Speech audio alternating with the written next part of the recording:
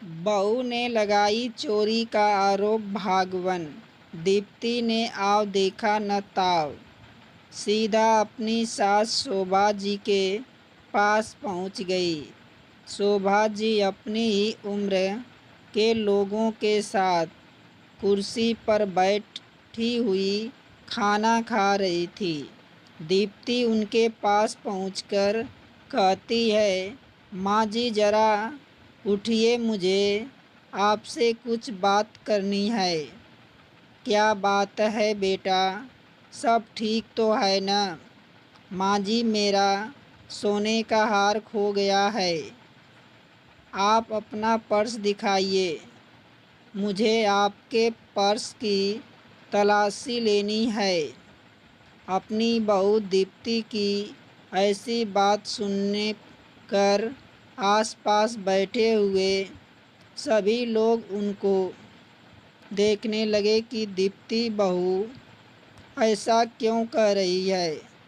शोभा जी भी अपनी चारों तरफ बैठे हुए लोगों को देख रही थी कि बहू ने अभी अभी जो कहा उसे वह लोग क्या सोच रहे होंगे।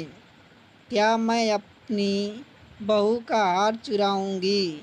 अरे शोभा, कुछ तो बोलो, ऐसे पत्थर की मूर्ति बनी क्यों बैठी हो? क्या हुआ है? शोभा जी के मुंह से बड़ी मुश्किल से शब्द फूटे हैं कि क्या मैं चोर हूँ? मेरी बहू ने मुझे चोर बोल दिया सबके सामने। मेरे पर्स की तलाशी ले ली। मैं चोर हूँ क्या? बहू ने कैसे सोच लिया कि मैं चोरी करूँगी? मैं चोर नहीं हूँ। शोभा जी बड़बड़ाए जा रही है। दीप्ति अपने पति का हाथ पकड़कर अपनी शादी की सालगिरह का केक काट रही थी।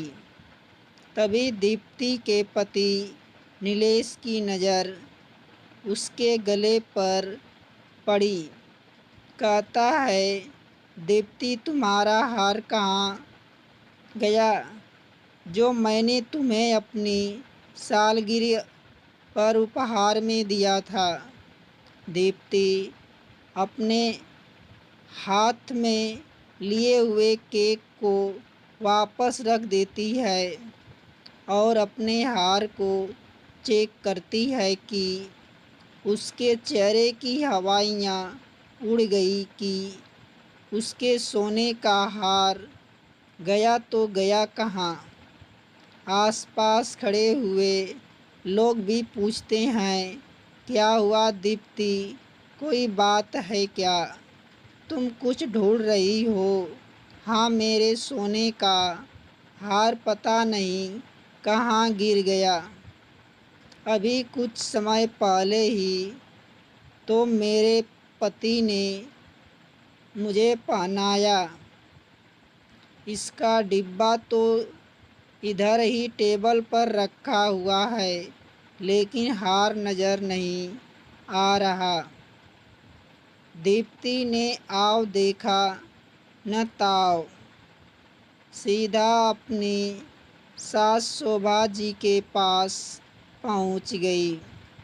शोभा जी अपनी ही उम्र के लोगों के साथ कुर्सी पर बैठी हुई खाना खा रही थी। दीप्ति उनके पास पहुंचकर कहती है, माँ जी जरा उठिए, मुझे आपसे कुछ बात करनी है। क्या बात है बेटा, सब ठीक तो है ना? माँ जी मेरा सोने का हार खो गया है, आप अपना पर्स दिखाइए। मुझे आपके पर्स की तलाशी लेनी है। अपनी बहू दीप्ति की ऐसी बात सुनने कर आसपास बैठे हुए सभी लोग उनको देखने लगे कि दीप्ति बहू ऐसा क्यों कर रही है?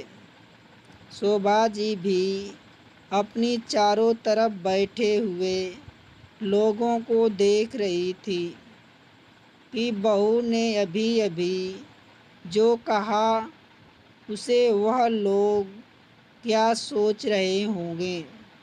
क्या मैं अपनी बहू का हार चुराऊंगी? शोभा जी कहती हैं, बेटा कैसी बात कर रही हो? तुम्हारा हार उधर ही कहीं गिरा होगा, जाकर उधर ही ढूंढो। मेरे पर्स की तलाशी लेने की बात क्यों कर रही हो? माँ जी, जब से आप गांव से आई हो तब से मैं देख रही हूँ कि आप मेरी हर एक चीज़ पर नज़र रख रही हो। कहीं मेरा फ़ोन उठाकर देख रही हो तो कहीं मेरी घड़ी उठाकर देख रही हो। और तो और जब से तुम्हारे बेटे ने मुझे हार देने की बात कही है तब से मुझे सब समझ में रहा है कि आपका मन में क्या चल रहा है। बेटा, तुम गलत सोच रही हो। बेटा ने तुम्हें हार दिया, मैं तो इस बात से बहुत खुश हूँ। दीप्ति अपनी सास की बात पर भी बात नहीं सुनती है। उनके हाथ से पर्स को छीन लिया। पर्स का सारा सामान निकालकर जल्दी जल्दी दूसरे टेबल पर फैलाने में लगी है। शोभा जी के हाथ से खाने की थाली छटक कर ज़मीन पर गिर गई। बहू ने पूरे पर्स की तलाशी ले ली, सारा सामान बिखरे दिया। शोभा जी के पर्स में तो हार था ही नहीं, तो कहाँ से मिलने वाला था। लेकिन बहू ने सबके सामने उनकी ऐसी बेइज्जती की जिसकी वजह से वे कुर्सी पर बैठी हुई शोभा जी की आंखों से आंसू आ गए। वह जड़त्व कुर्सी पर बैठी हुई शोभा जी के पति अर्जुन जी उधर पास में ही खाना खा रहे थे। तभी वह कुर्सी पर बैठी हुई अपनी पत्नी को देखते हुए चेहरे से उन्हें लगा रखा था कि शोभा जी के कुछ उदास लग रही हैं। वह अपने खाने की प्लेट को शोभा जी के पास लाकर एक और कुर्सी खींचकर बैठ गए। पास आकर देखा तो शोभा जी की आंखों से आंसू है। क्या हुआ शोभा जी, तुमने खाना नहीं खाया? बहुत तीखा था क्या, जिस वजह से तुम्हारे आँखों से आंसू आ गए? मैं तुम्हारे लिए अभी पानी लेकर आया। यह लोग पानी पी लो। पानी पीने के बाद भी शोभा जी कुछ नहीं बोली। तब तो अर्जुन को समझ में आ गया कि कोई ना कोई बात है। अरे शोभा जी, तो कुछ तो बोलो। ऐसे पत्थर की मूर्ति बनी क्यों बैठी हो? क्या हुआ है? शोभा जी के मुंह से बड़ी मुश्किल से शब्द फूटे हैं कि क्या मैं चोर हूँ? मेरी बहू ने मुझे चोर बोल दिया। सबके सामने मेरे पर्स की तलाशी ले ली। मैं चोर हूँ। क्या बहू ने कैसे सोच लिया कि मैं चोरी करूँगी? मैं चोर नहीं हूँ। शोभा जी बड़बड़ाई जा रही हैं। इतना कहकर शोभा जी फपक फपक कर रोने लगी।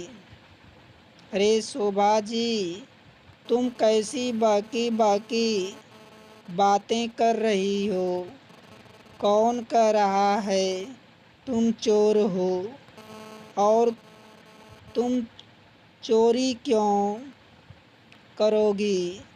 तभी आसपास सभी लोगों को भी दीप्ति के हार खोने का पता चल गया।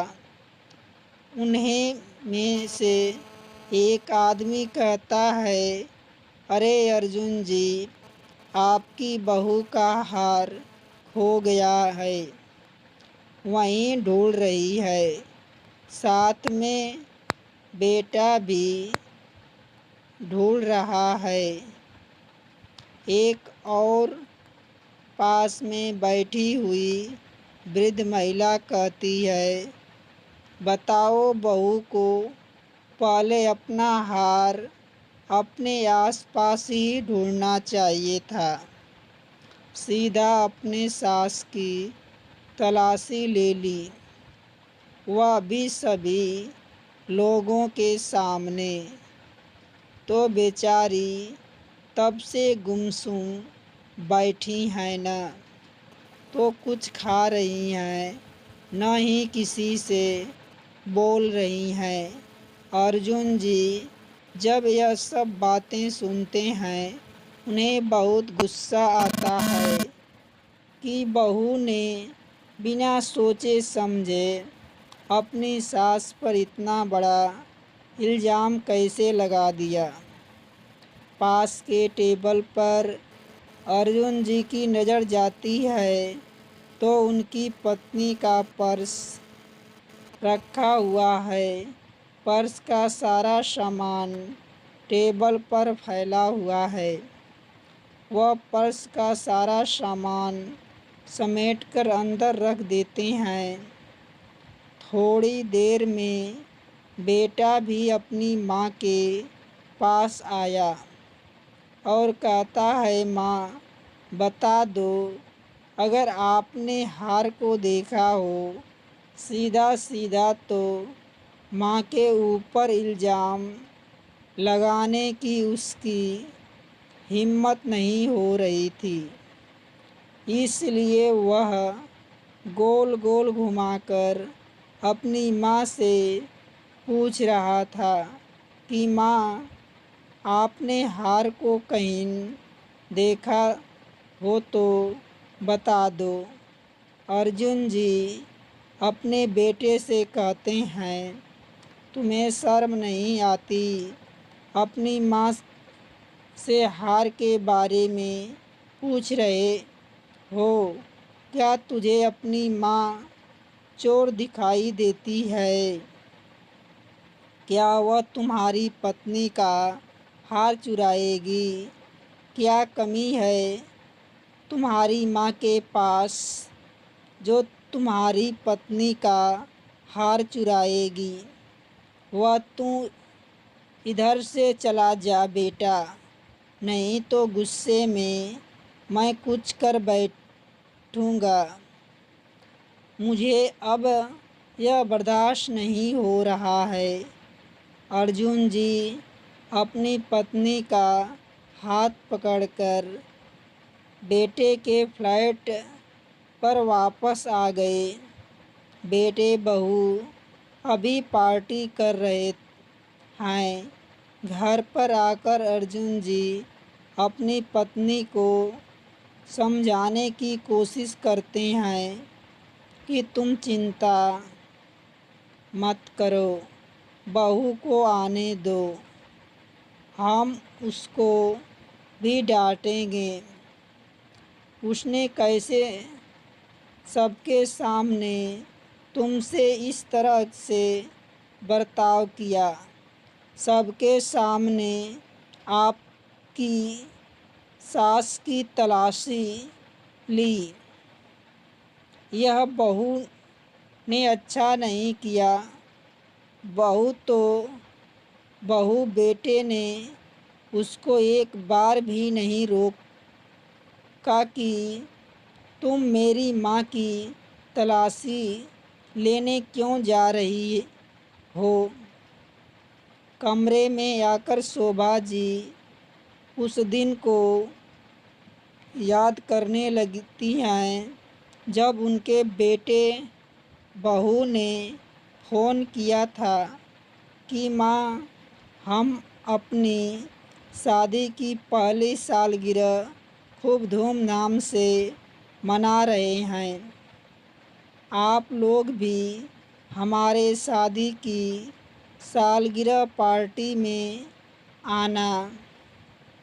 शोभा जी अपने बेटे के पास जाने के नाम से ही कितना खुश हो गई थी कि चलो आज पहली बार वह अपनी बहू बेटे के घर जा रही हैं, क्योंकि जब से बेटे की नौकरी लगी है तो जब से भी उन्हें अपने बेटे की याद आती थी, वह उससे अपने घर पर ही बुला लेती थी।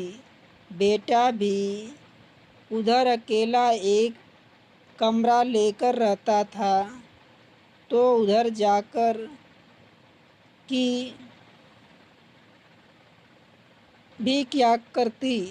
लेकिन अब तो जब शादी हो गई तो बहू के साथ में एक बड़ा सा फ्लैट खरीद लिया है। उसी में वह दोनों आराम से रहते हैं। आज उनकी शादी को पूरे एक साथ होने वाली है।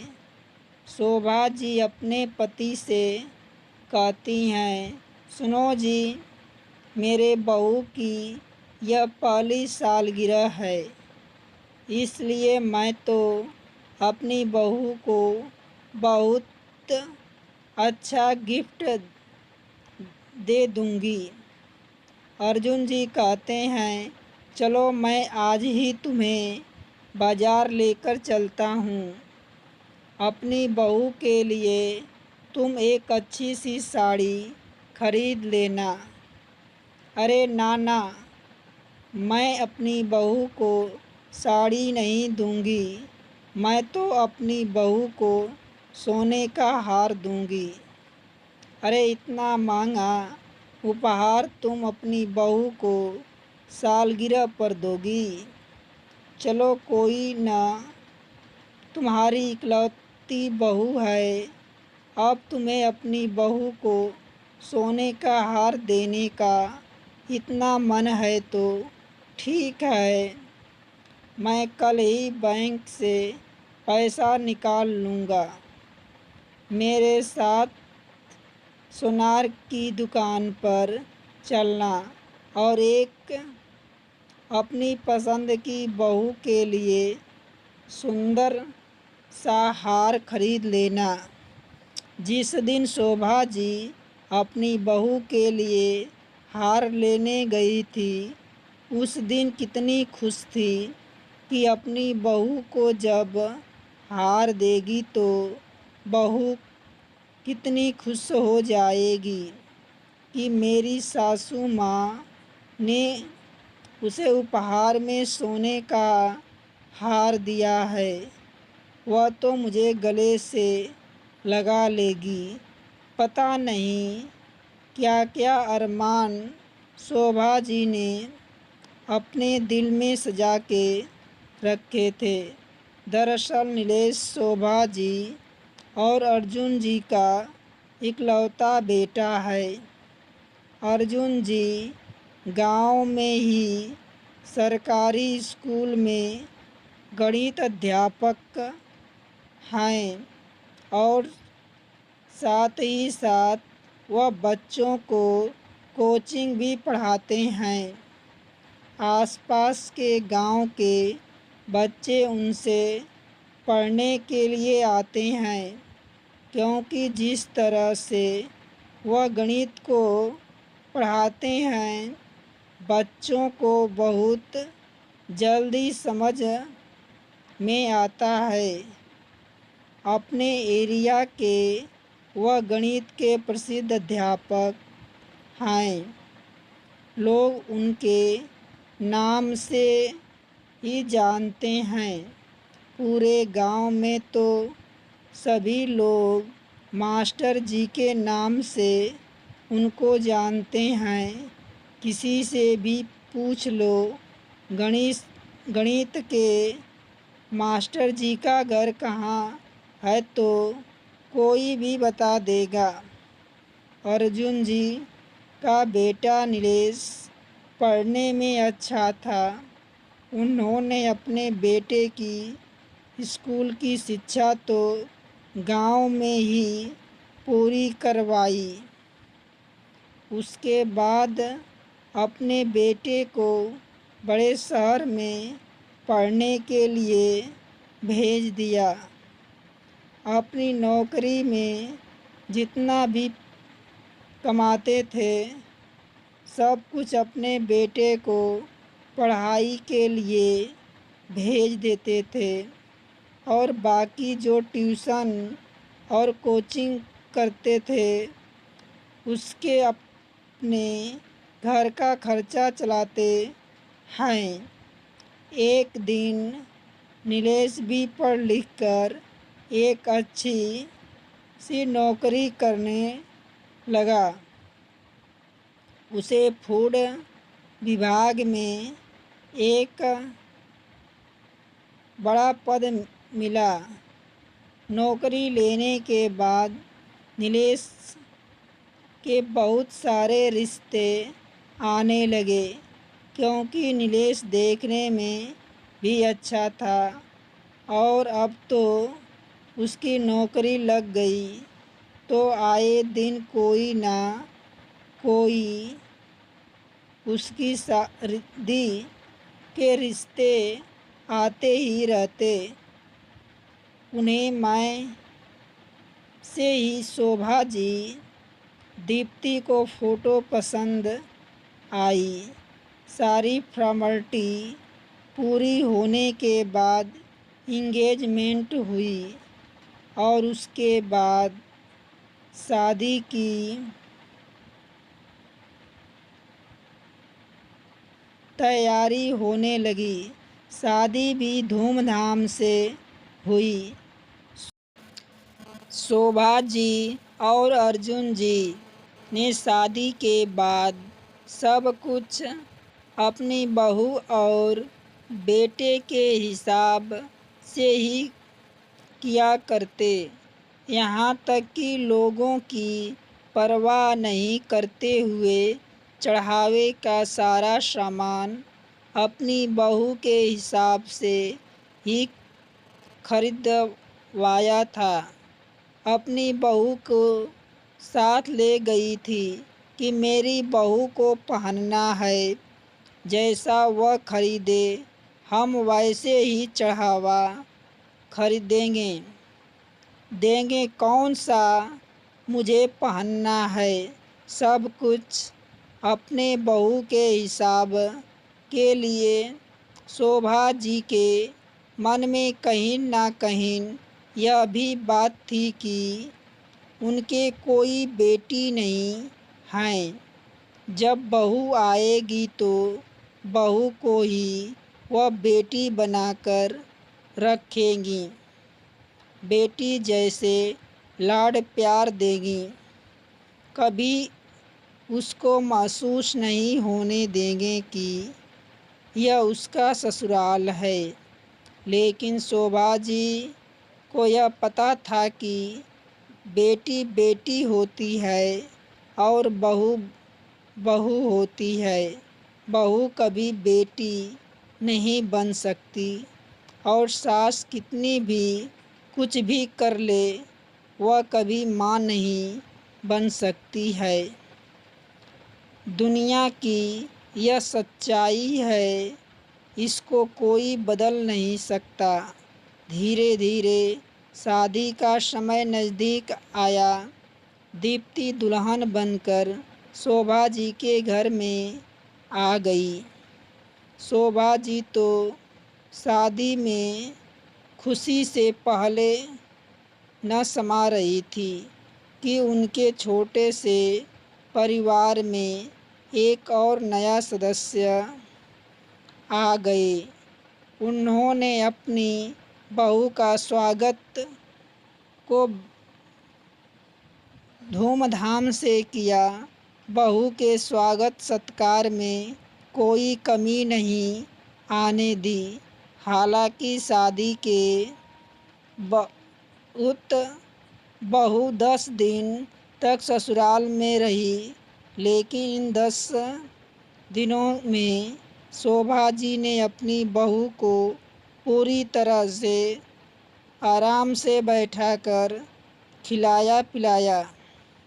वैसे भी हमारे घर शादी में जब बहू आती हैं तो उससे कोई काम नहीं करवाया जाता, तो शोभा जी ही अपनी बहू का सारा काम करती रहती। दीप्ति जब दोबारा से ससुराल लाई तो सिर्फ 2 दिन रुकी। उसके बाद नीलेश के साथ नौकरी पर चली गई। शोभा जी को अपनी बहू के साथ ज़्यादा समय बिताने का समय नहीं मिला। वह अपनी बहू को ठीक से समझ नहीं पाई कि बहू का क्या स्वभाव है, क्या पसंद है, क्या नापसंद, किस तरह की है। उन्हें तो लग रहा था कि उनकी बहू बहुत अच्छी है, सर्वगुण संपन्न बहू ढूंढी है उन्होंने। लेकिन जब तक हम किसी को अच्छी तरह से समझ नहीं लेते, तब तक हम उसके स्वभाव के बारे में कुछ भी नहीं कह सकते। जब हम उसके साथ रहते हैं तब हमें उनके बारे में पता चलता है। तब हम किसी को अपने पलकों पर बैठाकर रखते हैं, हमें उनकी सच्चाई पता नहीं चलती। जब हम उनके पास जाकर रहते हैं और उनको हमारी जिम्मेदारी उठानी पड़ती है, तब हकीकत से रूबरू होते हैं। यही हाल कुछ आज शोभा जी और अर्जुन जी का है। अपने बेटे के फ्लैट पर कमरे में बैठी हुई शोभा जी यही सब बातें सोच रही थी कि तब तक दरवाजे पर किसी के आने की आहट सुनाई देती है। वह दरवाज़ा जाकर खोलता है तो देखती है कि सामने उनका बेटा बहू खड़ा हुआ है। सारी पार्टी को निपटाने के बाद रात के 2 बजे सभी लोग घर वापस आ गए। शोभा जी शांति से दरवाज़ा खोलकर वापस से अपने कमरे में चली गई। बेटा उनके कुछ खाने के लिए आगे बढ़ा, लेकिन शोभा जी का कभी कुछ खाने सुनने बिल्कुल भी मन नहीं था और समय भी रात के 2 बज रहे थे तो वह क्या बात करती। कमरे में जाकर चारपाई पर बैठ गई। अर्जुन जी भी जाग गए और कहते हैं, क्या हुआ, तुम अभी तक सोई नहीं? और बाहर किसकी आवाज़ आ रही है? कुछ नहीं, बहू बेटे पार्टी करके आ रहे हैं। तभी शोभा जी को याद आता है, अरे हाँ, हम बहू के लिए वह सोने का हार बनवाकर लाए थे, वह तो हम उसको दे ही नहीं पाए। बेटे ने उसको अपना हार पहना दिया था। उस समय मैंने सोचा था कि हम भी अपना हार उसी समय पर उसे दे देंगे, पर पता नहीं तुम कहाँ पर घूम रहे थे, मुझे दिखाई नहीं दिए। हाँ, तो तुम्हारी सदरी में जेब में था। दोस्तों, कहानी का शेष भाग 2 में। यदि कहानी अच्छी लगे तो लाइक शेयर सब्सक्राइब अवश्य करना।